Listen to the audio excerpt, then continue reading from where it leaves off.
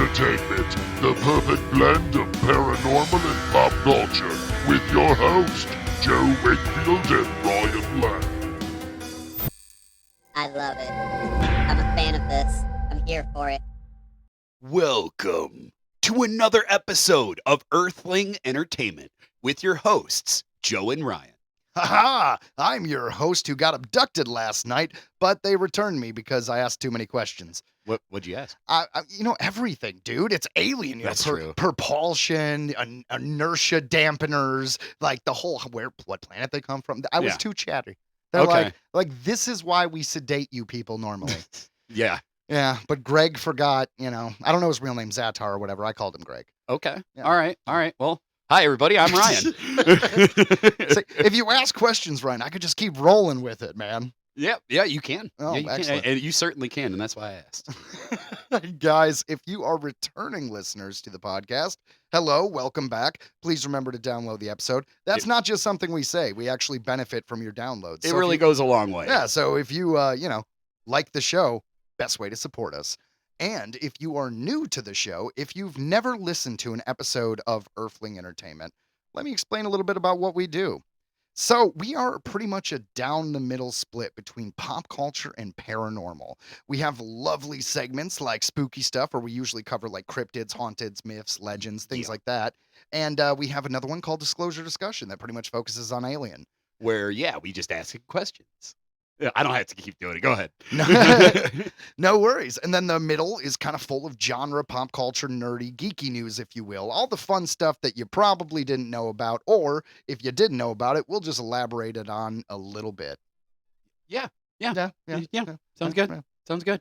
Okay, Ryan, I feel like I took away some of your thunder. So when we've done this before, Ryan usually says the part about disclosure discussion, but since we've changed formats like 5 or 10 episodes ago, we've been trying different ways to kind of introduce people to the show. And Ryan, it felt like I left you on a raft in the middle of the ocean. It's just habit.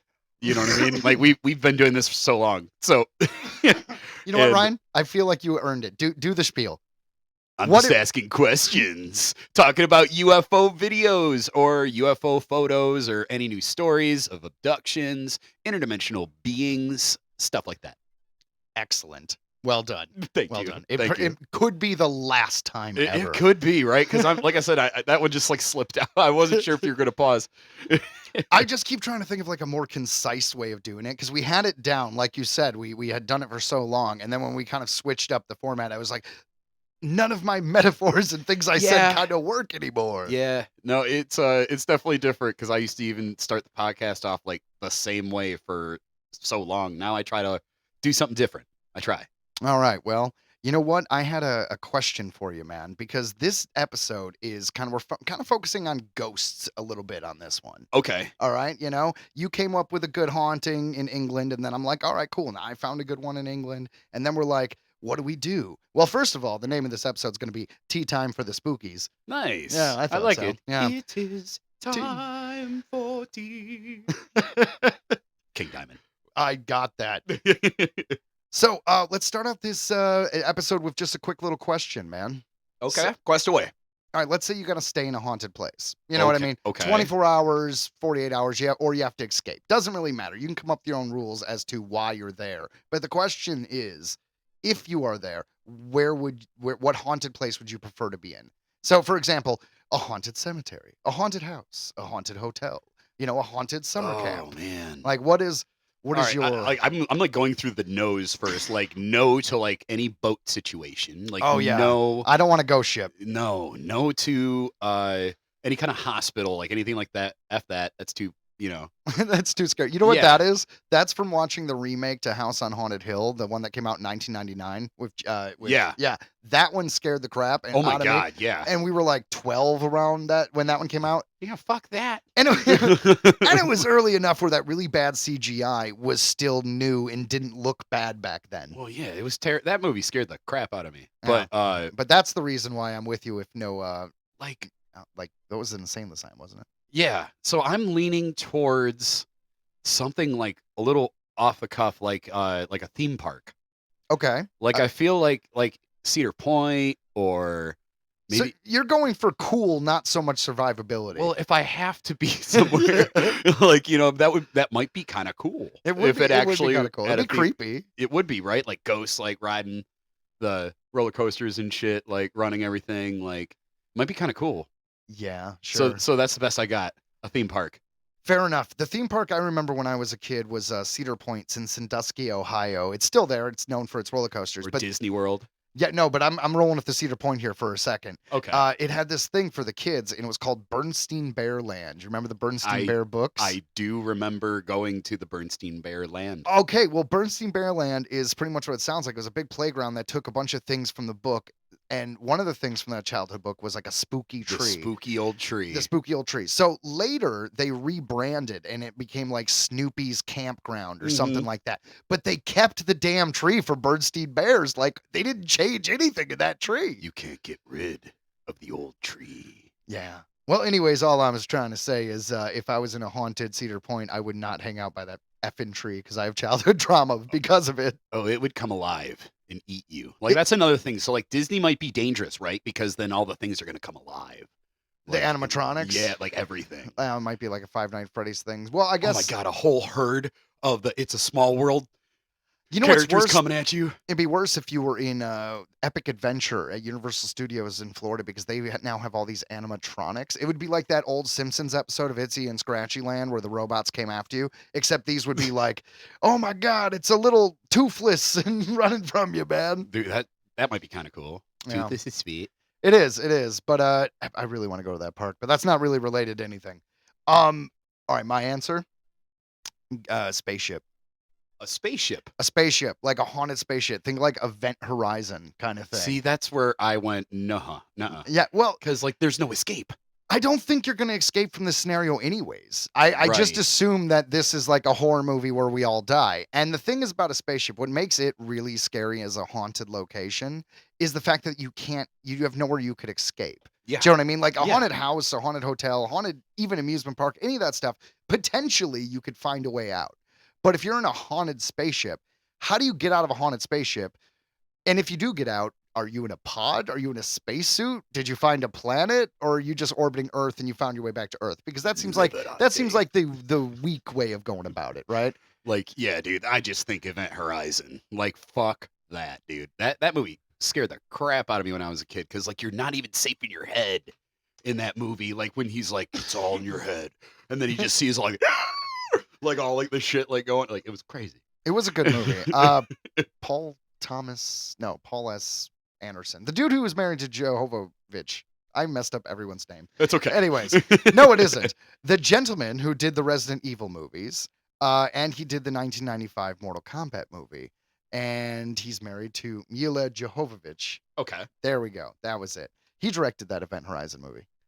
Well, he did a hell of a job. He did too good. They cut out like half of his movie because they said it was too horrific and gory. And then the footage apparently has been destroyed and we'll never see a full cut of what that film was. He admitted that he destroyed it. He was like angry after, the way things went. And I want to say it was like someone like Ron Perlman, like literally walked up to him and like at like a thing like right after, it kind of bombed. And he was like, this is the movie that you're going to be glad that you made. Like, down the road. And he said that since he was right, that he is really glad that he did it. Well, anyways, I'd be on a haunted spaceship. Screw that. I think, because once again, the cosmic horror thing I've been really kind of into lately. I watched Iron Lung a few weeks ago. We talked about it, and that kind of like got me back on the cosmic horror cosmic horror kick. And then I did watch Event Horizon and just a bunch of stuff from the 80s too. And yeah, I don't know. So haunted spaceships where I want to die. Okay. Well, that's interesting. I literally just discovered a band that calls themselves Phenomenal Technological Astro Death. Because I always like to search for new metal albums, metalhead, and I find this band called Cryptic Shift, and they are actually from the UK. Okay. So it kind of also applies in a weird way to today. Lovely. And I gave and dude, look at their album art. Like, it is so up our alley. Like, Yeah, it's got a little bit of a psychedelic feel. It seems almost like there is organic looking kind of structures and technology, but it's still ruinous. There's an alien creature kind of like with a hood holding a staff, and what appears to be maybe a nebula in the background. Meanwhile, it looks like a human or humanoid walking up to the hooded alien. It is a pretty epic cover, and it also is colored very psychedelic. There's a lot of oranges and pinks and blues. I definitely would check this out, guys. Yeah, and it just reminded me of kind of what you were saying because I'm like, man, this band that reminded me of it. And I literally just discovered them last week because they just released their new album. And this is not they're not paying me to plug them. I just found this band; they're awesome. And they have a 5-track album that's an hour and 18 minutes. So they genre bend constantly within each song. So it'll go from like jazz to like Latin to thrash to like So each progressive. song's like 15 minutes? Yeah. Or like 20 minutes or half hour? It's Yeah. crazy, Fair enough. dude. It's crazy. So no, worth a listen to if you're a metalhead. If you're Fair looking for enough. something new. Well, if you like alternative music, think kind of like Linkin Parky style, there's a band that may surprise you. They're called Paradox or The Paradox. And it is actually the first fully African American band who is in the alternative charts. What's the name? Paradox or The Paradox. The Paradox. Okay, so then there you go, guys. We got 2 new bands for you: Cryptic Shift and The Paradox. The Paradox. Also, okay, guys, I think I kind of want to talk a little bit about Scream 7. Okay. All right, so the reason why I bring this up is I go to church every Sunday, but it's not a religious church. It is a temple of film. It is the movie complex. That is my church. Ryan has made fun of me for it, but you know what? It's well, no, it's I'm not. It's I just go- it's cute. I go to worship the Lord film. I understand. No, it's just I don't know. I love it that that's your ritual. You get to go to the movies Yep. every week. Like no, that's And that's everyone dope. should. It's great for your mental health. And I'm serious, guys. I don't care what your political views are. All I'm saying is it's heavy on the news, the world, everything that's going on. It's heavy. It wears on you. Escapism is important, okay? It's true. Go to the damn movies. It is one of the best things ever.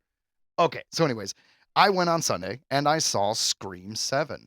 And I am going to do a little bit of spoilers, but we're going to set a timer. So I'm going to talk not spoilery for a moment. I heard it was the most successful film in the franchise. Well, that's what I was going to say. Sorry. Scream 7 made 97 million. You don't have to apologize. I'm glad you know something about movies, Ryan. Scream 7 made 97 million opening weekend, which is, yes, the biggest one in the franchise. Not only that is, I heard that it basically made more on its opening weekend than Scream 4 did in its entire run. That's wild. Yeah. You know what? I was a fan. I would put it up there. I like the fact that they brought back Sidney Prescott. It's this isn't any kind of spoiler because you know in the marketing and you know on IMDb, but they brought back a lot of deceased characters and they did it in a way that made sense, which was really, really nice. The thing is about Scream 7 is they have this they have this weird thing where every movie there's a different killer. So how do you make a franchise where there is no real ghost face? There isn't. It's just a mask that people put on and decide to fuck with a group of people every now and again. Yeah. Every now and then. Yeah, so like, Scream 1, it's, oh, we have our killers. And Scream 2 is, oh, we're the killers because you killed the people from the first one. And then Scream 3 was, I was behind it all. And it wasn't there like, another one where her dad, was having sex with someone. I don't know. Yeah, Ryan, you don't know. I don't know. It's been a long time since I've seen those movies. Well, the point I was trying to make is always trying to find a way to connect a reason why is a ghost face killer and why it's attacking, the people is always kind of tenuous. And as the movies continue, they do get a little bit more sillier and far-fetched. And while I liked this movie, I will say that I thought their choice of killers, in my personal opinion, was kind of like the biggest stretch that any of the films have done so far. Okay, yeah. So I am only going to talk, and by the way, guys, I am going to go into spoilers now, and I'm only going to talk for 1 minute. And when I say go, you could jump ahead 1 minute if you don't want to hear any spoilers for Scream 7. And so I'm setting a timer to make sure it's only 1 minute, so don't worry about that. I will not reveal who the killers are, regardless of spoilers, though, because this movie came out this weekend. That's fair. All right. Ready? Skip ahead now if you don't want to know spoilers. Go. All right. So they had some weird logic jumps that I thought were kind of hilarious. So at one point, Sydney, the main character, has a panic room. Obviously, why wouldn't you? You've been in a bunch of these movies and you keep getting people trying to kill you. So she goes into her panic room with her daughter, and then she's like, oh, I have to go get your dad. And apparently this panic room that has this like code door has a back door that just leads into the wall. It's like the least secure panic room I've ever seen, and I thought that was silly as hell. Then there was a moment where Sydney is in a news station and she waits for the killer to call. The killer calls and says, I got your daughter, I'm at this place. And instead of, like asking people for help or getting a car or doing like that, she runs from the studio to her daughter instead of like, I don't know, going upstairs being like, Gail, give me your keys, let's take the car, go, go, go. No, she runs there. And of course she can't make it in time. And my time is up. So, like I said, not giving major spoilers, but those were things that happened in the movie, and I didn't want to be a dick about it. No, that was pretty good synopsis there. I'll honestly, I'll probably watch this one. I don't know why. Like, it's just because it did so well. I feel like I might as well watch it. Just watch them all. Just go on a marathon. Dude, they're not that long of movies. My list is so long, and no. You gotta focus, man. What do they say? Perfection is the death of good. You're never gonna get them all. Focus on a franchise. That's true, but Scream seems like a bit of a stretch. I don't know. You know what's funny? I don't know, Scream is lighter than what's going on in the news. I bet watching the Scream franchise will be less like disturbing to your mental health than going on TikTok. Probably right. Yeah, I should get the F off TikTok. I know. But I think you guys should go to the theater. And the thing about a theater is you guys get to watch the movie at home in a few weeks for sure. But the theater is an experience. It's watching the movie with other people and hearing their responses and their laughs and their cheers. You enjoy it more. Have you ever seen a movie again with a friend and you find yourself that they watched it for the first time, so you're looking at them to see the reaction because you want to see them enjoy certain parts that you love? That's the experience you get in the movie theaters. It is a temple of cinema. It is a thing that should be respected and enjoyed. Everyone should go. You know what the thing about the movies is? It is something that almost every family can afford. It is something you could take your family to and like have a good time. It is such an experiential event that you can go to whenever you want. And I just think everyone should. And if you are going to go into theater, I would suggest in the Michigan area that you check out MJR theaters. They are my favorite place to go. I always go to MJR Southgate. But Troy's good. They have a bunch of locations. And yeah, check it out. We're going to have a little bit of a talk from them real quick. Don't just see the movies, experience the movies in IMAX at the MJR Troy and MJR Southgate Cinemas. See the movies like never before in stunning 4K laser IMAX projection on a massive screen. Feel the movies with heart-pounding IMAX precision sound and experience true movie-going bliss in our fully powered luxury recliner seats. Get your IMAX tickets at mjrtheaters.com for the world's most immersive film experience. Now featured at the MJR Troy and Southgate Cinemas. Haha! Go to the movies. Yes. Speaking of movies, you know who has like 34 effing movies? The Pokemon franchise. They do. How many of them have you seen? Only really the original. The one in the theaters? Yeah. And I don't think there's been a movie in theaters since the third one, right? Like the early 2000s. Gosh, I don't even remember. Well, I mean, you're the Pokemon guy. What's new with Pokemon? Well, they just celebrated their 30th anniversary last week. It was it was like right after our show, and it was really cool because Generation 10 Winds and Waves is coming up now. They just announced that, and that's going to be coming out next year.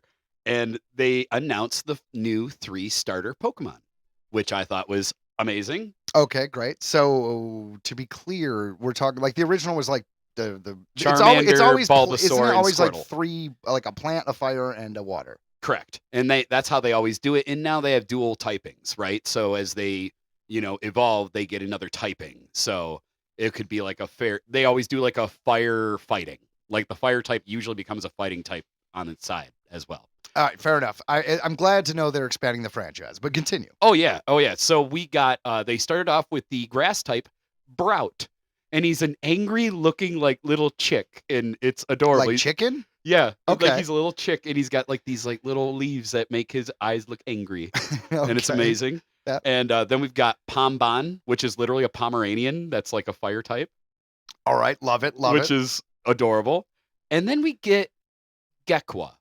Now, Is it a gecko? it is a gecko. It better be a damn gecko. It looks like something out of Littlest Pet Shop. It Is that the toy brand? yeah, That and is it's such a weird call. Continue. well, that's what everyone's saying. And the thing about it is this is like the third or fourth like gecko like type that We have we've too many gotten as water. geckos? And just a water type. It's like you couldn't have come up with something else like a sea snake. All right, so if you're in the Pokemon universe and you're just swimming around, there's just a lot of lizards. Like, right? Like, I don't know why they didn't go with, like a serpent. Like, something they've never done a water serpent yet. And that just makes so much sense because they're doing this around Southeast Asia. Each Pokemon game is about a actual certain region. Sure, it's Like- based on, right? Correct. So, like, Sword and Shield was in the UK. Like, you can see these similarities in all the games they take from the region and use it. So this is going to be like the Philippines, basically. So it's going to be crazy, just thousands of islands. Like, it's going to be crazy. And you get to just explore underwater. They All right. haven't done that in like 5 generations, like long ago, like systems ago. And, so the new Pokemon games, they're always on Switch, right? Like Nintendo owns Pokemon, so any of these new games are going to be on Nintendo. That's why the whole release of Fire Red, Leaf Green was a big deal because you can't get those on the Switch until they release it for you to buy. So they finally released those two. And that's all I had to say about that. I love Pokemon. Fair enough. There's You your know- Pokemon news. Hey, man, if there's Pokemon news, you could let your freak flag fly. Because I will. honestly, I am a grown man who's like still obsessed with Ninja Turtles. We all have our thing. I get it. And that's why we talk about the fun, nerdy stuff on this podcast. That's right. We try to cover all kinds of genre stuff in the horror and the comedy and pretty much anything that's silly, nerdy, and weird. But what else we like to cover is the spooky, the Yes. strange, Mhm. the creepy, the scary. And we cover it best of all in this section, spooky stuff. The Haunting of Borley Rectory. In the quiet English village of Borley in Essex, England, stood a Victorian house that would become known as the most haunted house in England. The rectory was built in 1862 for the Reverend Henry Dawson Ellis Bull and his family. Almost immediately, strange things started happening. Local villagers claim they often saw the ghost of a nun walking along the rectory garden at dusk. She would glide silently along the path and then vanish near the trees. Legend said the nun had once lived in a nearby convent centuries earlier. According to the story, she fell in love with a monk from a monastery in the area. When their secret relationship was discovered, the monk was executed and the nun was sealed alive inside a convent wall. Okay, so I mean, I don't want to be executed, but like it feels like that's less of a punishment than being sealed inside a wall. That's effed. Why? I mean, okay, look, I'm not going to try to get into the wider implications of this. I'm simply saying it seems like women always got the raw into the Oh, deal dude. in most historical accounts. Man. It's like, oh, the guy, he's a dick. We shot him. But the woman, well, we had to rip off each one of her toes and feed it in front of her. dude, nunneries were some sick shit. That's for sure. There was a lot of sick stuff that happened, they say. Ah, yeah. People wonder why I have issues with organized religion. Couldn't imagine why. Many people believed her spirit wandered the grounds, searching for her lost lover. In 1927, the house was rented by Reverend Guy Eric Smith and his wife. Within days, they reported footsteps in empty rooms, bells ringing even though the wires had been cut, objects thrown across rooms, writing appearing on the walls saying, "Marianne, please help me." Okay, so are we saying that she was sealed inside a wall in that house? Yeah, Ah, because that was the house. Yeah. okay, well then, I mean, damn. Or maybe nearby. But why would you haunt that? It had to be in that house. I don't know. Maybe it was torn down. Mm. The most disturbing thing happened when Mrs. Smith found a human skull wrapped in brown paper hidden in a cupboard. Okay, so yeah, it was probably that house. And they didn't, I don't think they really could figure out who the heck it could have been back then. Can you imagine? Because there's always that shelf on the top cupboard that you don't go to for years. It's like that. Oh, we had the blender, or that's where that mixer was. And it's like, oh, Frank, it's there's a human skull up here. That seems a bit strange, right? Oh, what? The famous paranormal researcher Harry Price investigated the house in the 1930s.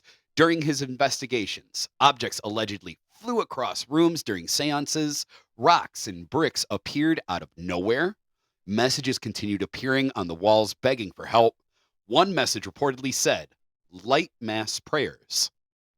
I kind of like the idea that like rocks and bricks are appearing out of nowhere, but they're not like being flung across the room. It's just like you're sitting there look away. drinking a cup of coffee, and then you look left and you look back. And there's a brick in front of your cup. Would that not, Jesus! Dude, oh my God, I would jump out of my skin, dude. I would too, but I'd be like, why? Just random rocks and bricks. Like, here, I brought you a brick. Yeah. She's like, this is from the wall they sealed me in, you son of a bitch. Let me out of the cupboard. I'm really sorry, but it wasn't me. Yeah, well, yeah, if ghosts were only pissed at those that, did it to them, they wouldn't be ghost. That's true, because, yeah, there was like a truly like they didn't realize they died is like kind of how I would always view a ghost to me, Sure. Price believed the spirit was the nun trying to communicate. In 1939, the rectory mysteriously burned down. While the ruins were being cleared, workers discovered human bones buried in the area where the ghostly nun was often seen. So maybe when she died, maybe they like bust down the wall, got her out because it was starting to stink, and like went and buried her. I don't think you're that worried about it back then. I mean, this is before like toilet paper.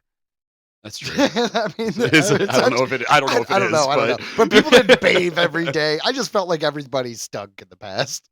I just feel like the past, like no one ever talks about that in time travel. Well, like you go more than 100 years ago, and it's like, well, everyone smells because no one bathes. Oh my God. Well, yeah, it's like, dude, even now, bro. Like, I'll walk into a metal show, and before the first band starts, I'll smell BO. Come on. It's part of it. Like it's your responsibility, everybody.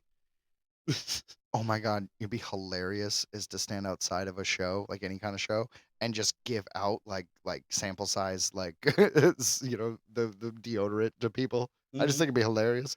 There was like a funny like rave video where it was like a person like raving, and they just were holding stick. Yep, they literally were just getting everybody, like everyone had their arms up, and he was just getting everybody's armpits, which is actually kind of gross. Like, stay away. I'm good. I did it. Oh my God, that's hilarious. So Price claimed we're just jumping all over the place here. Price claimed we're very focused. It's very. Price claimed the bones belonged to the nun whose story had haunted the village for centuries.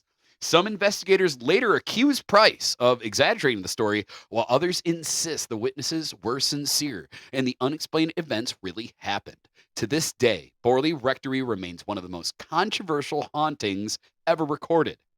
A short program commissioned by the BBC and the about the alleged manifestations, scheduled to be broadcast in September of 1956, was canceled owing to concerns about a possible legal action by Marianne Foster, widow of the last rector to live in Borley Rectory.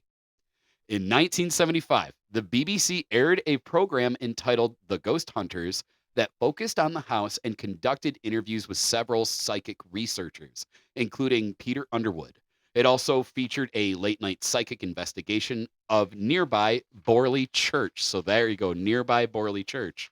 That's probably where they stoned her up. I don't know. I have an alternative theory about, and no, it could be where she's stoned, or maybe she was in the place. I don't really care where she was buried anymore. What I am thinking is this Price dude, what if he was just really smart, killed somebody, hid him in the house, and then started saying that he thought it was haunted, and then when it burnt down was like, oh, it's the bones of that nun.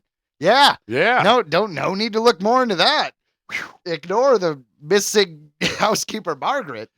Oh, and that head in the cupboard? How weird was that? Spooky. Like, can you... God. Oh man. Nothing to see here. And There- everyone's like, oh, man. Okay, there was a movie. Was it Man in the Iron Mask, Leonardo DiCaprio, where they got like walled into like a cell? A wall? Yeah, well, walled into a wall. You know what? It seems like something that would be really like a bummer. It'd be a bummer way to go out, just being like walled in somewhere. Where my mind goes is Interview with a Vampire, where they put him into the coffin, seal him in, put him upside down inside the wall, and start bricking it off. Yeah, that's unfortunate. Dude, my God. And he's a vampire in a coffin, so he's just going to live forever like that. Yeah, that'd be uncomfortable. That'd be insane. But if you're in a wall, eventually that place is going to come down. It's like it'd be worse if they buried you underground. Yeah.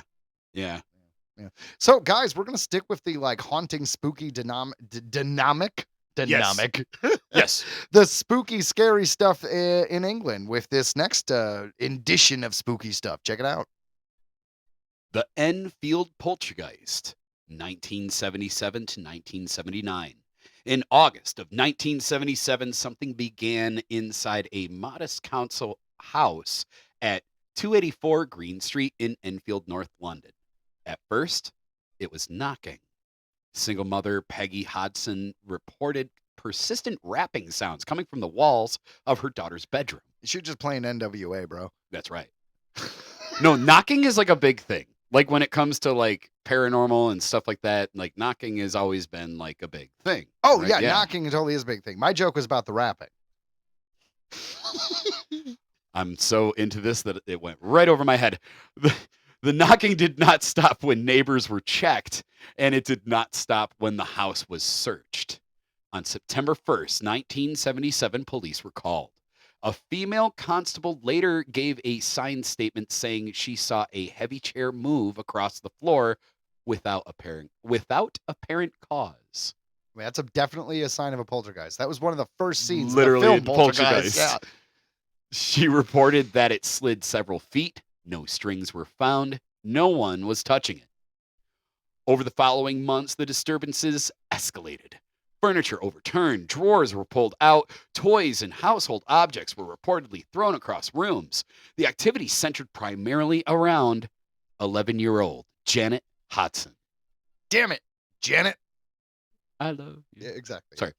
Members of the Society for Psychical. You can do it. Yeah, that's literally how I've just never seen that. Psychical research, including investigators Maurice Gross and Guy Lyon Playfair, began documenting the case. They conducted on-site observations for more than a year and recorded over 30 hours of audio. Among the most disturbing elements were recordings of a harsh, rasping male voice that appeared to come from Janet. The voice claimed to be a 72-year-old man named Bill, who had died in the house. I'm Bill. Bill. That's why I couldn't help but laugh at that. It's like the Monty Python thing. Like, Yeah. what's There are some who call me Tim. Tim? Exactly. It's like I am the ultimate evil, Greg. like it's like Rocco's Modern Life. Peaches Yeah. was the name of the demon guy. It's like, why not? So Sorry, that makes me laugh. on tape, the voice growls, speaks in short phrases, and answers direct questions. Medical professionals later examined Janet and confirmed she was capable of producing the sound, though doing so for extended periods would have been physically exhausting. So Yeah. she could supposedly make it. Yeah, like not in the her possessed. throat could like produce that audio, that level of whatever. Yeah, but they don't think it's likely. Photographs taken by Daily Mirror photographer Graham Morris appear to show Janet airborne above her bed. The images were published nationally. Hold on. Whee! All right, continue. Of course. The images were published nationally. Critics argue that the photographs depict her jumping. Supporters maintain that the investigators witnessed unexplained movement firsthand. There were also reports of beds shaking violently, curtains twitching, and Lego bricks striking people without a visible thrower. Take that. It is important to note Janet later admitted to faking some incidents. I don't hold on though. We'll get back to that. Lego bricks are not really an evil thing to do, to Yeah. toss them at someone, because they don't really hurt when you get tossed on them. If you want to be an evil poltergeist, you lay them on the floor right above stairs. Because can you imagine stepping on some Legos right at this foot of you would fall down those stairs and be dead. You're like, Yeah, that is the evil poltergeist thing. So tossing Legos, I'm gonna put that in a non-poltergeist category. Yeah. All right, anyways, she admitted to faking some shit. Continue. Specifically, she acknowledged bending spoons and attempting to recreate certain phenomena. Investigators themselves also caught minor trickery during the case. However, both Gross and Playfair maintained that the events could not be explained as fraud. Some disturbances reportedly occurred while adults were present in the room observing closely. The activity gradually diminished by 1979. No definitive explanation has ever been universally accepted. Was it an elaborate hoax carried out by a child under extreme stress, a case of mass suggestion, or something else? Something that manifested in darkness and thrived on attention?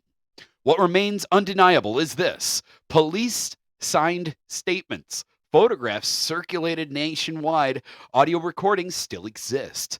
And inside that small North London house for nearly 2 years, something terrified a family, whether human, psychological, or beyond explanation. The Enfield poltergeist remains England's most documented modern haunting, and it still unsettles people nearly 50 years later. Yeah, it is a creepy one. I will Joe say, found that one. Good find. thank you. I don't know. I feel like her admitting that she faked certain things seems like a red flag immediately. Like It seems like a bit of a your red first flag. thought is like, oh, well, then it's all fake. But then you think about these people who documented hundreds of hours and stuff, and it's like, it's tough because, yeah, what if they wanted to see a bent spoon and it didn't happen, so she did it? You know what I mean? Like, what if she was trying to help or wanted Right. attention in that moment? It doesn't mean all of it was faked. And on the other side, if you documented it for hundreds of hours and you believed it and it was fake, and she was like, no, I faked it all, you would feel like an idiot. So you might be like, no, there's no way it was all fake. I'm gonna lean. So it's hard to tell. I'm gonna lean towards. Honestly, I'm giving the benefit of the doubt to the ghost in this situation because she admitted to some of them, right? Not all of them, and like you said, well documented. Like literally the most documented haunting case that they've got. And so I can't dismiss that. I just Yeah. can't. So I'm going to go ahead and say probably pretty friggin' haunted, but it sounds like maybe the ghosts have moved on. Yeah, well, I mean, he was an old man. Maybe he was just an old man who didn't have friends, and all he wanted was attention. You know what I mean? And when he got enough attention, they recorded him enough. He was like, "Yay! I wanted to be in the pictures." I mean, right? That's possible. That's definitely possible. That's one reason for a haunting, right? Just extreme loneliness. It's, Which is depressing. It is. But I mean, that's why the ghosts typically aren't the happiest bunch. Just based on the facts of this story, and the timing of when it happened, there's no freaking way that Poltergeist wasn't based on some of this, because Poltergeist, I think Literally it was all of that. I think it was like 1980 that Poltergeist came out, and this was like 1977 and 1979. Yeah. So, dude, and also I couldn't help but think of The Exorcist, the a bit little shaking, bit of The Exorcist, like all that and kind of lifting stuff. up into the air. Yeah. Yeah, all of that stuff.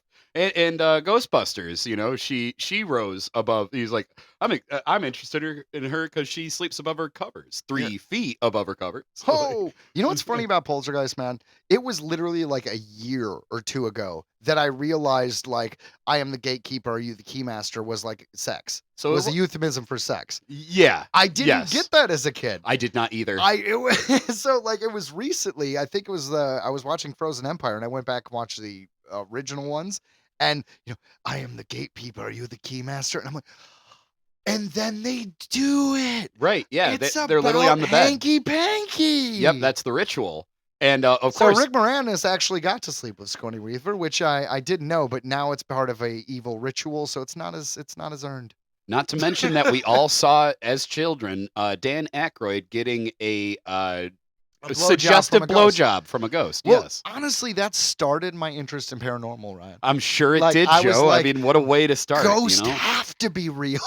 I mean, right? Like that makes sense to me. Oh my God, Dan Aykroyd's an awesome guy. You know, his like grandfather or father was into like mysticism and like did seances and stuff. Like, this is in his blood. And yeah, I love Dan Aykroyd, man. He's seen 3 UFOs. I believe it. Honestly, if anyone did, I believe it. I think we should probably be done. The Earth Pop Report, talking about everything to do with Earth pop culture. Woo! Here we go. Well, I guess that brings us to the next segment of the show where Joe kind of gets to talk a little bit more than me. So I'm going to go ahead and start it off, guys. Welcome to the Earth Pop Report, talking about all things to do with Earth pop culture. That's right. So for number one, guys, one of the biggest news in the entertainment industry is the fact that Warner Brothers has been up for sale. People have been bidding back and forth. Pretty much Paramount and Netflix were head-to-head fighting for a while, and it seemed like Netflix was going to win. Their bid was accepted. Everybody was happy. So Paramount basically threw a fit and did everything they could to kind of gum up the works, and I'm not going to lie, they were real bitches about it. Well, eventually, they finally decided to raise their bid, and now it looks like Netflix has backed out of the deal, and Paramount will be buying Warner Brothers. Warner Brothers and Paramount have they've shook hands. Things are happening. The government hasn't said they can't. The only thing that'll stop it is the state of California can basically say, we think this will be catastrophic for our job market, so no go. But if that doesn't happen, it looks like it's going to. And it's frustrating for many, many, many reasons. And I'm just going to really briefly talk about it because on this show, we're fun, we're pop culture, we're paranormal. We are not political. No. So we try to avoid talking about anything political. And the problem with this is I have an issue with the fact that there are political ties attached to Paramount. I want to be clear. I'm not saying anyone should be pro or against anything. You just don't like that it is. It doesn't attached matter to it. what side it is. Yeah. I don't think a film company should be linked to any kind of thought pattern, right? Correct. It should be about art, not about Exactly. politics. Yeah. I don't know. So the fact that Paramount is buying Warner Brothers really bothers me because that's like two of the biggest companies that make movies that now may have a skewed point of view. And it doesn't matter what that point of view is. Art should be open to every point of view. And I agree. that is what's Yeah. frustrating about this. No, that's the whole point of art. Like, we wouldn't have that, like, any extra perspective without it. It's very frustrating. Netflix would have been an issue because everyone's worried about the fact that Netflix does not release films into theaters. And they were like, this will be the death of theaters. Netflix, when they were in the position to buy Warner Brothers, said, no, we'll still put things in theaters. We'll never know if that's true or not because that is no longer what's going to happen. But the one thing that was good with Netflix is if Netflix and Warner Brothers merged, there would be less people fired simply because there's not as much overlap with jobs. What Warner Brothers does and what Netflix do are two very different things. They could have merged those companies without firing almost anyone, really, by comparison, whereas Paramount and Warner Brothers merging pretty much means thousands, I don't know about thousands, hundreds, a lot of people are going to lose their jobs. All right, I didn't do the math, but the simple fact is they both have divisions that overlap. I mean, it's Yeah. like, we have a marketing team and we have a marketing team. Well, you guys have the same job, so one of you got to go. We have someone who does this. We have someone who does this. Whereas Netflix, they didn't make their own stuff. They commissioned stuff. Do you know what I mean? They didn't have. Ugh, I'm getting into a hole. No, so you're I'm good, gonna dude. That's why. I'm gonna dig myself out of this hole. So the bottom line is the news that is out there is Paramount looks like they're going to buy Warner Brothers for $110 billion. Say that again. $110 billion. Can you fathom that number, the amount of millions that it takes to get to that? Didn't Star Wars get bought for like $4 billion? And I thought that was crazy. Dude, this is insane. Yeah. Beyond insane. That kind of money, this is ridiculous to me. It's ridiculous to me, man. It is ridiculous. On so, my 16th day on the frickin' assembly line, listen to this crap.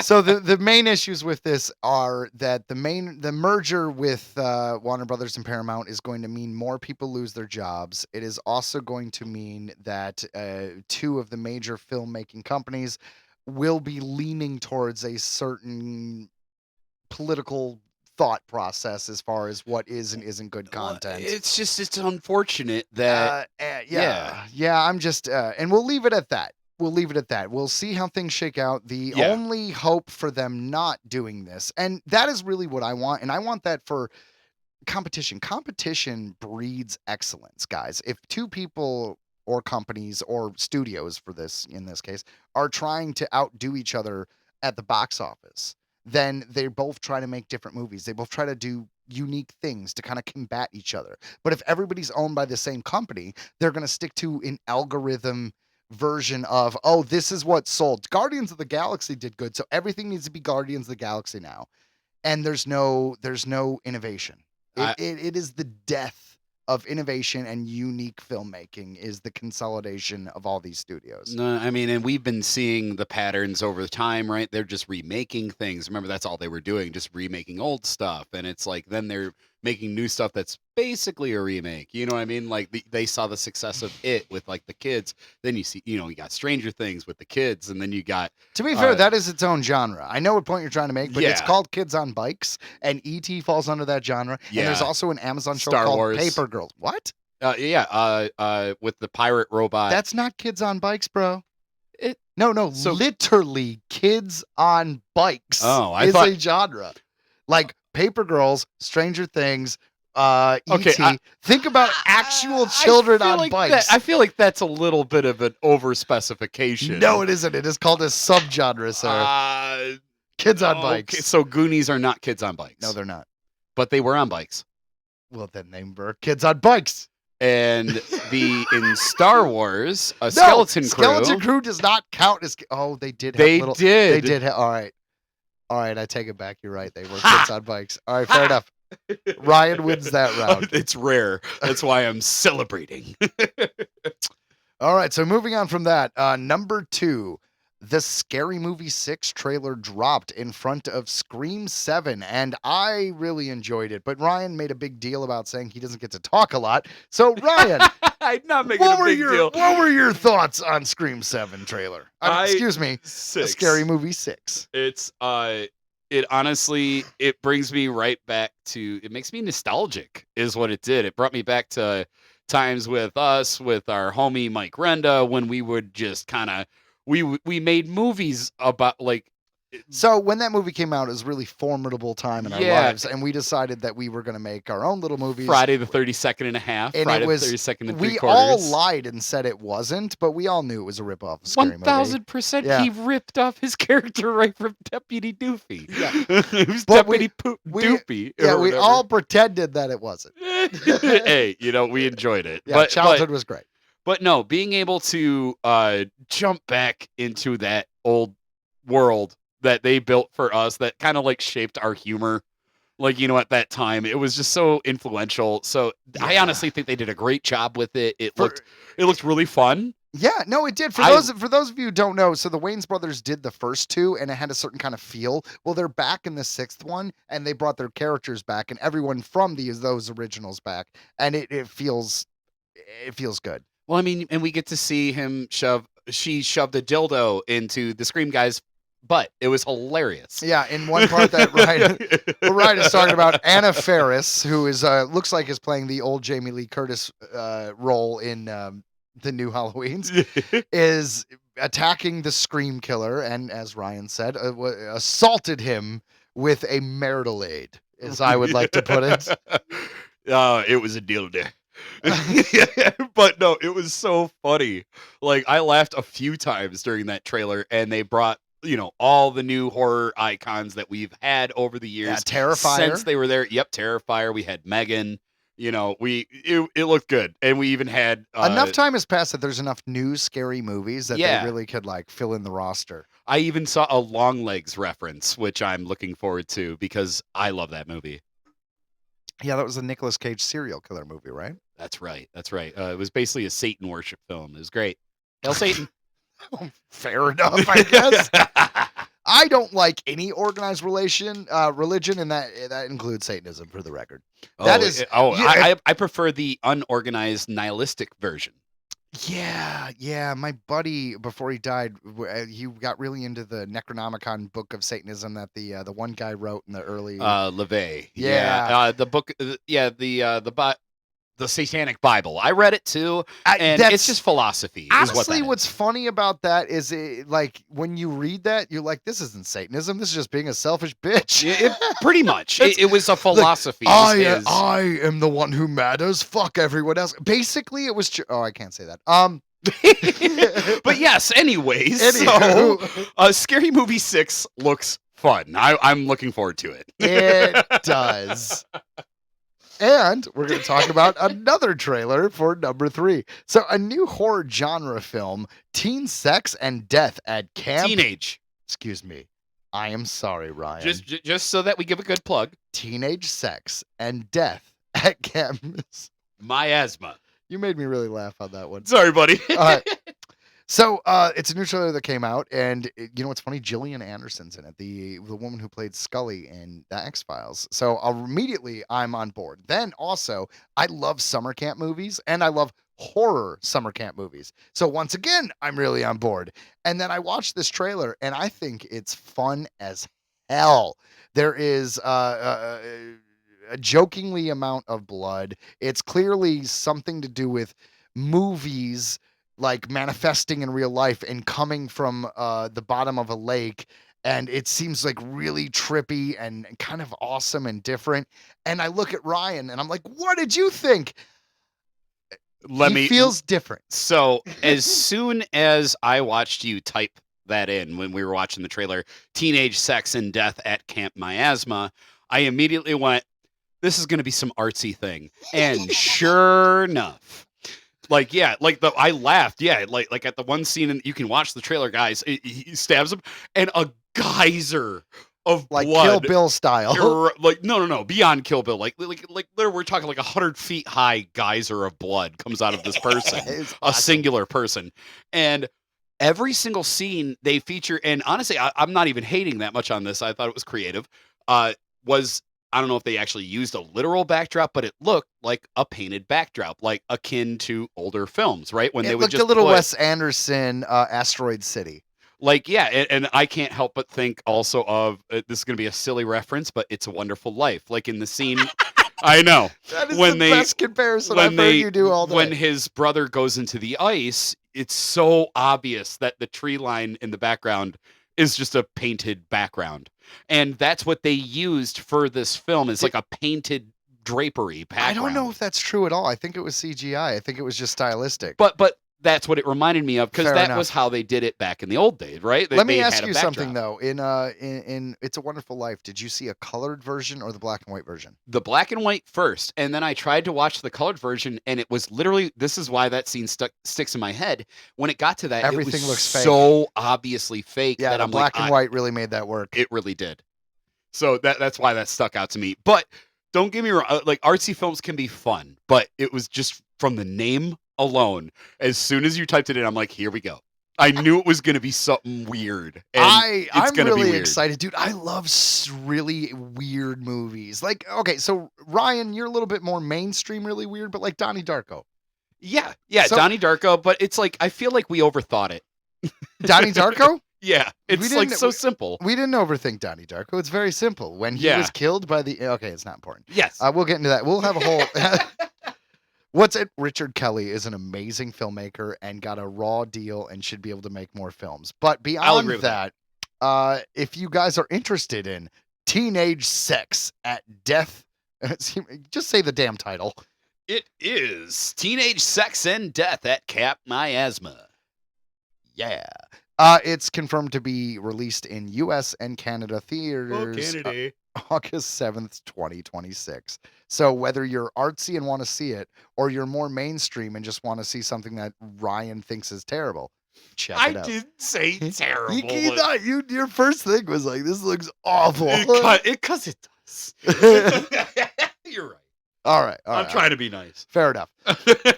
So, Ryan, you do have some interests that overlap with me as far as stuff. So, what about board games? I remember you saying that you really liked playing, was it Betrayal at House on the Hill? That's what we literally just played it the other night, and I became a madman with a bunch of zombies, and I annihilated my girlfriend and her friend.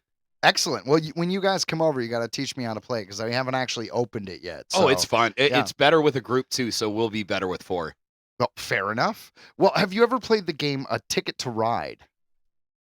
I want to say I know of it, but no, I haven't played it. Well, I mean, you would have known about it. It is one of those really, really famous adult games, and I say adult as in just like for people who are older, not like sexy. Like Trivial Pursuit. No, it's basically it's a train game, guys. It's Ticket to Ride. I don't know what to tell you. Choo-choo. Anyways, Netflix has announced that they are going to make a Ticket to Ride movie based on the beloved board game, expanding tabletop IP into the scripted cinema space.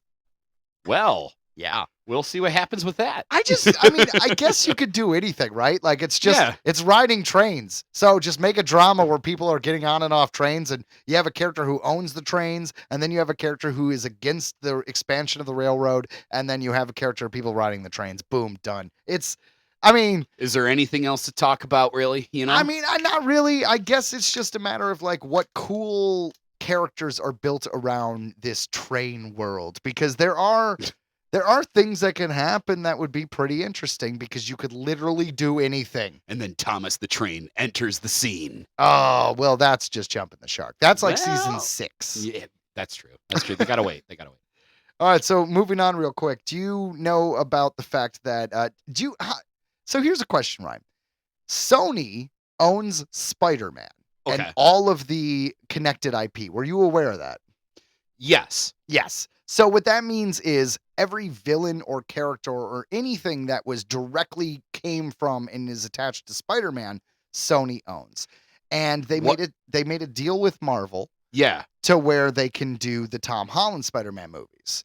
But they themselves were creating things like Venom, Madam Web, Kraven the Hunter, Morbius. Morbius, I was about to say. All of that was characters based on the Spider-Man IP that was released by Sony that was kind of implied in the Marvel Cinematic Universe to be a alternate universe, the Sony universe.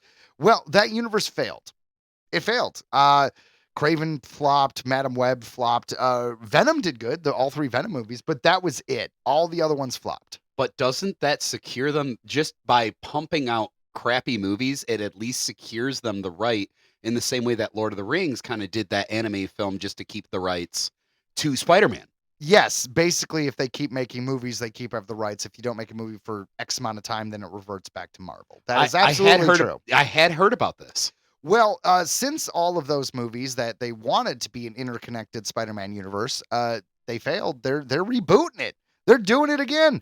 They're like, all right, screw that, scrap that. Kind of like the DC universe. They're going to remake, maybe not those direct movies, but try again to use Spider-Man characters who have standalone films with new actors. Okay, like there's so many different characters I can remember from the old Spider-Man cartoons that they could use, lots of villains. Well, yeah, just because they didn't execute it properly this time doesn't mean that they won't do better in the future or hire new people who are better writers. Because the bottom line is, like you said, there is a plethora of characters you can choose from. Yeah, the crocodile guy, they haven't even done that yet, have they? The lizard? Yeah, wasn't there like the crocodile guy? That was a bad guy that he had to deal with. He was like a scientist, became like Crocodile Man and... Yes, no, you are absolutely right. Yeah. But the answer is yes, they've done him a lot.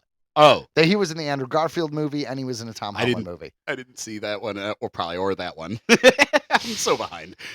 My knowledge of Spider-Man is way back. You know what I'm saying? Ryan's talking about the 95 cartoon that he knows about Spider-Man. I know what you're talking about. That's what Ryan. I know.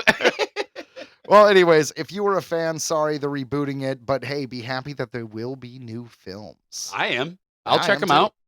All right, speaking of random new films, what we've been waiting for, Ryan, it looks like Funko is finally getting into the movie space. Yes. So they made a deal with Warner Brothers where they're going to make like an animated live action hybrid using Funko dolls. Now, keep in mind, I'm totally joking, by the way. I mean, the Lego movie worked. It's possible. Right. It is possible. It is possible. Well, long story short, Somebody get Chris Pratt. Chris Pratt's going to play like 6 effing characters. Absolutely. Well, who knows if this is actually going to happen? Because this deal is made with Warner Brothers. Warner Brothers is about to sell to Paramount, like we talked earlier, and Paramount could cancel it. But since Paramount makes really stupid decisions and cancels good movies and makes terrible movies, I'm sure this actually will happen. So F Paramount, and I guess we're getting Funko Pop movies just in time for the decline of Funko Pops. So like Beanie Babies, no one gives a shit anymore. Fuck Paramount. Oh, Pee-Pee, Mr. Pee-Pee.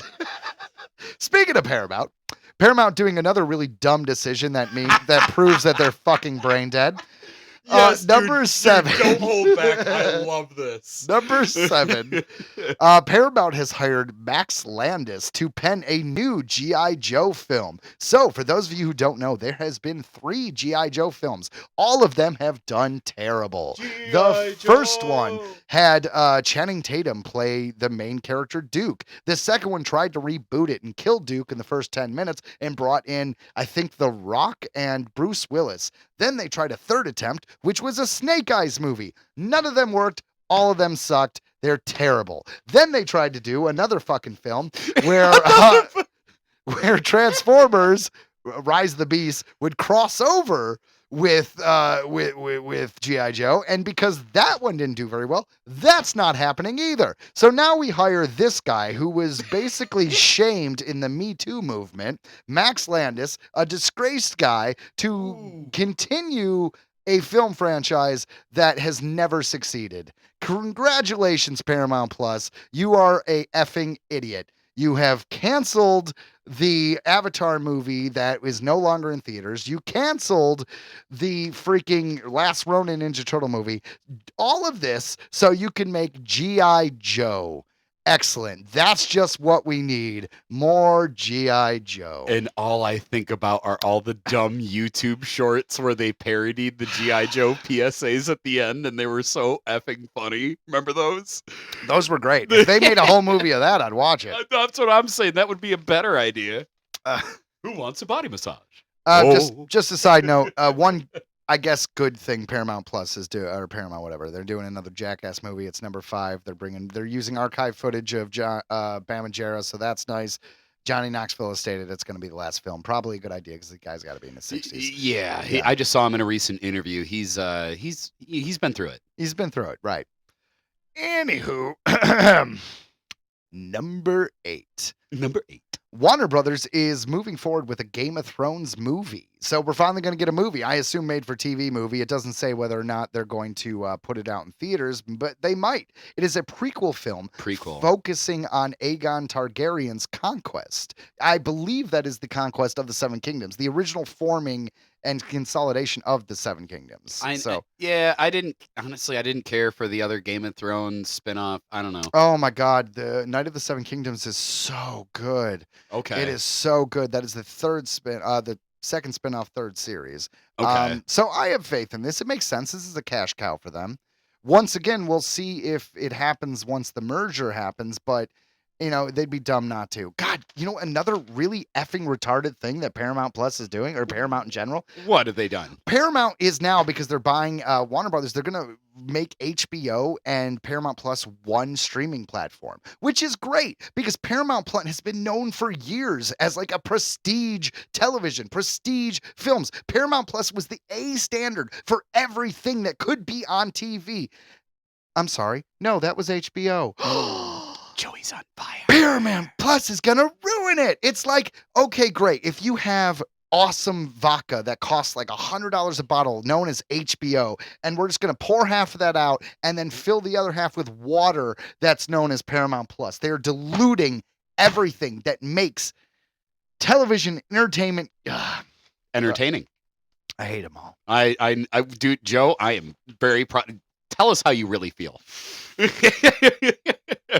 No secrets here, buddies. All right, guys, I'm done for now. Ryan is going to do number 9 and tell you guys who's dead. Remember that guy? Remember that gal? Well, now they're dead. Oliver Power Grant, Wu-Tang Clan co-founder, producer, and fashion mogul at age 52. Died of pancreatic cancer. F cancer, man. Wu-Tang ain't nothing to fuck with. Bring the motherfucking ruckus. Fair. Fair. Someone's got to bring the ruckus. Bring the motherfucking ruckus. Rest in peace. Bobby J. Brown, actor known for The Wire and We Own the City. At age 52, he died from smoke inhalation and diffuse thermal injuries in an accidental barn fire at his home. Authorities ruled his death accidental after trying to jumpstart a vehicle that sparked a blaze. That sucks. That sucks. Yeah. I got nothing. That's horrible. Well, yeah, rest in peace, dude. So then that brings us to Todd Meadows, deadliest catch, deckhand, and reality TV personality at age 25. The deadliest catch, deckhand, he died in a fishing-related incident while working aboard the vessel Aleutian Lady during filming. Details reported indicate it was a tragic on-the-job accident, though specific medical details have not been publicly released. Only 25 years old, Todd Meadows. My God, like, and doing the kind of work, like, honestly, that was like my dream kind of work, to be able To be a fisherman? no, not just to be a fisherman, but like marine biology, like to be out there, like doing stuff like that. Like, I always wanted to do that as a kid.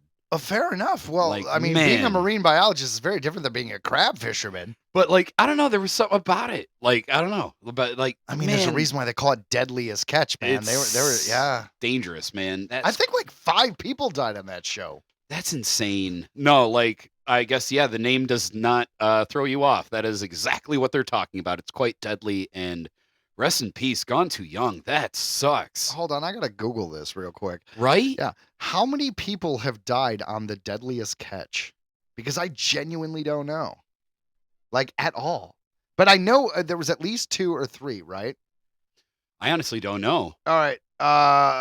So it says Captain Phil Harris in 2010, Okay. Justin Tenzin in 2011, Tony Lara in 2015, Blake Perner, or here, read this list. No, yeah, Oh. I got it. 2018, another dude in 2020, another person in 2020, another person in 2024, another person in 2026. On a show. Dude, deadly indeed. Holy crap, man. Yeah. Well, I mean, I hope they get paid well. I mean, being a crab fisherman, is it like being a coal miner where it's like, it's the only life I know? like, Or pretty is it just much. like, oh man, no, you could die, but you make bank? I It's don't know. extreme. It's extreme. They haul up huge crates like onto that vessel. So like, I know During it's storms, every clip of that show, it's they're always in in storms. Yeah. like God damn it anyway. I assume storms are when you find the best crabs. It's gotta be, because they're like always like, we gotta go in. Yar, crabs like the storm. Holy shit. All right. Well, pour one out for everyone who died, like whether it be any of these 3 men or the film industry because of Paramount Plus and their stupid fucking decisions. That's right. Love you all. Moving on to something a little bit more cheery, alien abduction. Let's take a look upside. Disclosure discussion. Ha ha ha ha. It's about aliens and stuff. Aliens. Aliens. Canada versus the UFOs. Bureaucracy meets the unknown. Imagine Ryan doesn't know, but I rewrote this, so it's going to fuck with him. It is. Imagine gazing up at dark Canadian sky, a streak of light, a strange blink far above the tree line, something no weather balloon or aircraft radar can easily explain. For decades, Canadians, from commercial pilots to everyday citizens, have reported exactly that. Aerial sightings that defy easy explanation. Now, a new federal report says Canada needs a transparent, public-facing agency to manage reports of these unidentified aerial phenomena, or UAP, seen darting, blinking, or hovering overhead. This report was commissioned by the Office of Mona Namer, Canada's chief science advisor. It concludes that the country's current system for handling UFO sightings is fragmented across multiple departments, and that patchwork approach hinders scientific investigation. In other words, the data is scattered, Yeah, I mean, that would really suck, right? Like, you want to look up a single thing. You're like, well, that could have been the Air Force, but it also could have been like, what are they, Forest and Game or Game and Field or whatever. The point is having to track shit down. They should. I agree with it. I do. You have to put it all in one spot if you're going to, like, be. Let's keep it easy. Yeah, don't waste time trying to figure out where all this information comes from. Sightings reported by the public or pilots can end up spread across agencies like Transport Canada, the Canadian Space Agency, or NAV Canada. Yeah, I should have just let you read it. Apparently, I didn't have to say shit. That was the next line. Without a centralized process, researchers struggle to access and compile information for serious science-based analysis.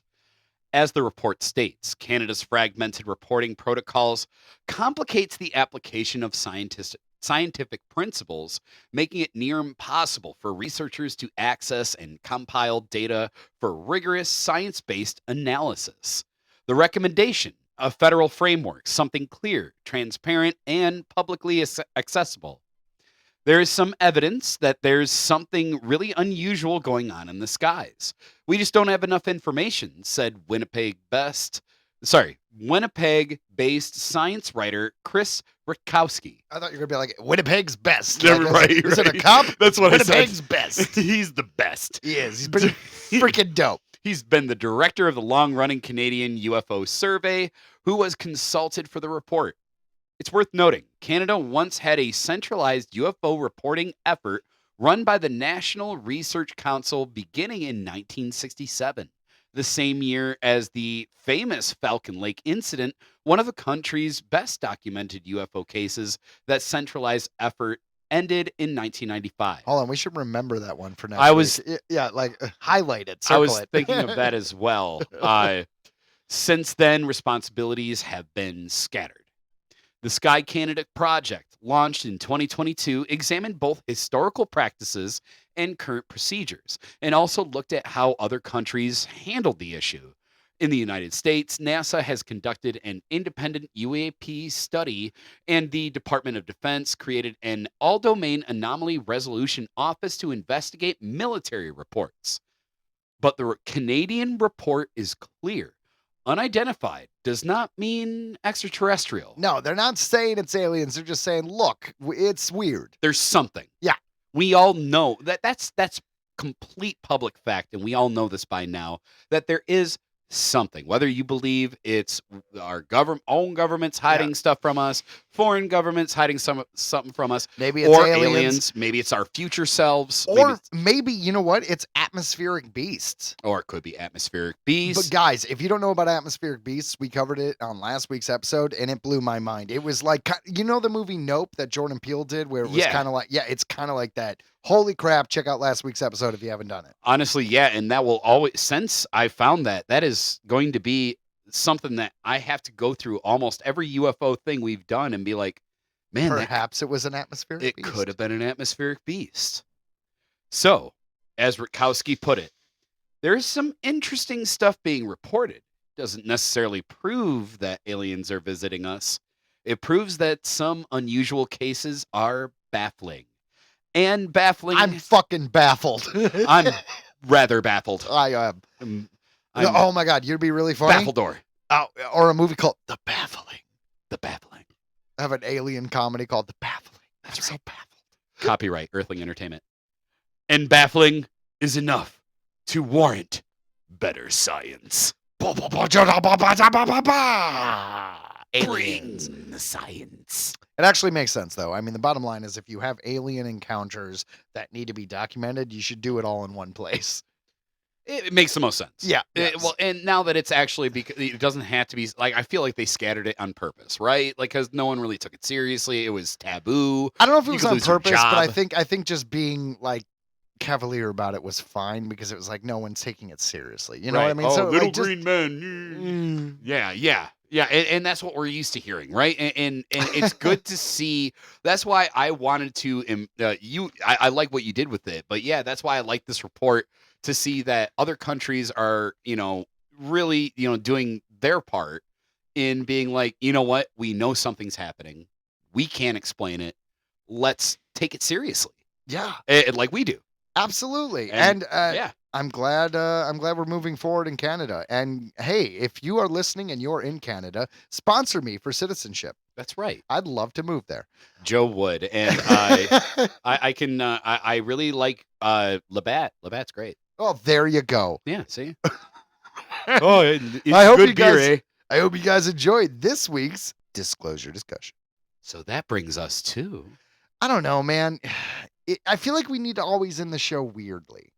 well, that's what we always do. Honestly, the whole show's weird, but this is extra weird. I mean, we try to find the thing, the article, the story that like hits those buttons that is goofy, weird, strange, abnormal, but yet not paranormal or technically entertainment. And that's why we have a segment, especially for things that fall under that category, called Real World Weird.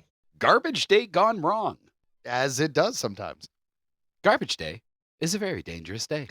Rocco's Modern Life reference. Well done. Well, thank we you. need at least one per episode. I like it. Thank you. So, here's a man who made a series of bad decisions and then doubled down. Earlier this week in Ohio, of all places, police were chasing a fugitive after a traffic stop. The guy bolts, runs, disappears into a neighborhood. Now, if you're on the run, you've got options. A shed, a backyard, under a deck. This man chose... I like a doghouse, for the record. Yeah, I agree with that. It's probably warm. A garbage can. Yeah, it would be my first choice. Not just any garbage bin. A garbage bin on Garbage Day. As sanitation workers rolled up doing their normal route, one unsuspecting garbage collector opened the lid, expecting bags of trash, and instead found a fully grown man crouched inside. It's a funny image. The worker jumps back in horror because that is not what anyone wants to see before coffee. Police body cam footage later shows the moment the lid opens, the suspect realizes that his hiding spot has been compromised, and in a move that can only be described as Oscar the Grouch, but make it athletic, he pops out of the bin and he sprints down the street. Yes, he went from a stealth trash ninja to full sprint in under 2 seconds.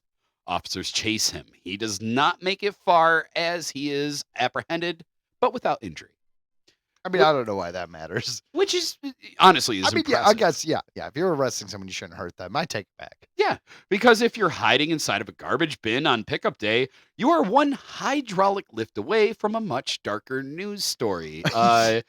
Let's ask the Shredder. Oh, not just that. Have you seen Final Destination Bloodlines? Yes. Okay, so that movie's been out long enough that I feel like we could say it. There's one particular kill where someone gets crushed in a garbage truck, and it is fucking horrific.